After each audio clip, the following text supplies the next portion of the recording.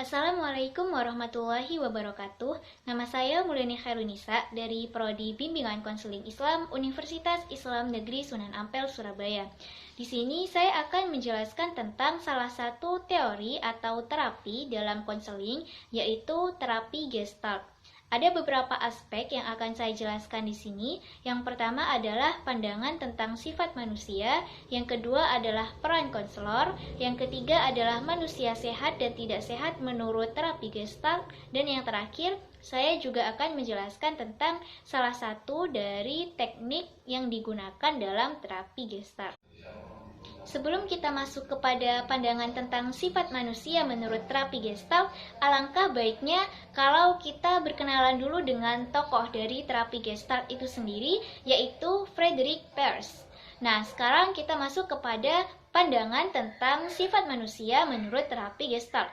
Pandangan tentang sifat manusia menurut terapi Gestalt sama dengan pandangan tentang sifat manusia menurut terapi eksistensial humanistik, yaitu bahwa manusia mampu menjadi sesuatu dan mengurus dirinya sendiri.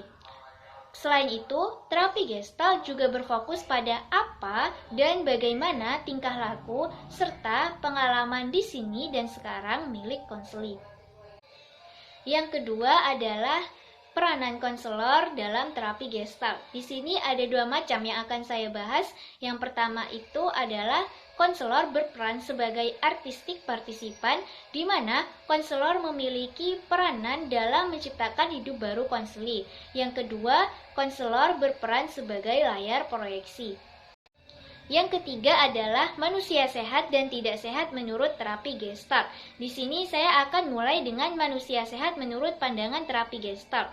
Yang pertama adalah individu yang dapat mempertahankan kesadaran tanpa dipecah oleh berbagai stimulus dari lingkungan yang mengganggu perhatian individu tersebut. Yang kedua, individu yang dapat merasakan konflik dan masalah dalam dirinya secara sadar tanpa ada fantasi-fantasi. Yang ketiga, individu yang dapat membedakan konflik dan masalah yang dapat diselesaikan dan tidak dapat diselesaikan. Yang keempat, individu yang dapat mengambil tanggung jawab penuh atas hidupnya. Yang kelima, individu yang dapat fokus pada satu kebutuhan pada satu waktu sambil menghubungkannya dengan kebutuhan lain sehingga kebutuhan itu dapat terpenuhi. Sedangkan manusia tidak sehat menurut terapi Gestalt adalah yang pertama, yaitu kurangnya kontak dengan lingkungan sosial atau antisosial. Yang kedua, yaitu confluence, di mana seseorang terlalu banyak memasukkan nilai-nilai dirinya kepada orang lain ataupun sebaliknya. Yang ketiga adalah unfinished business, di mana seseorang yang memiliki kebutuhan tapi tidak dapat terpenuhi, perasaan yang tidak diekspresikan, serta situasi yang belum selesai dan mengganggu perhatiannya. Yang keempat ada fragmentasi, yaitu di mana seseorang berusaha untuk menemukan atau menolak kebutuhannya, seperti kebutuhan agresi.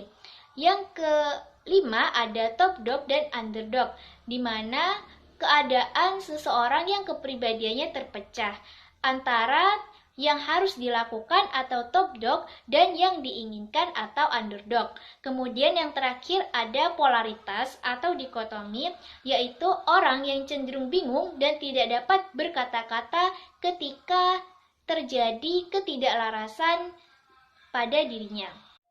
Sedangkan pembahasan yang terakhir yaitu tentang salah satu teknik yang ada dalam terapi Gestalt. Di sini saya akan menjelaskan tentang permainan dialog yang merupakan salah satu teknik dalam terapi Gestalt. Permainan dialog di sini adalah konseli difokuskan untuk melakukan pertentangan antara top dog dan underdog, di mana seperti yang telah saya jelaskan di awal tadi bahwa top dog merupakan apa yang harus dilakukan, sedangkan underdog adalah apa yang diinginkan.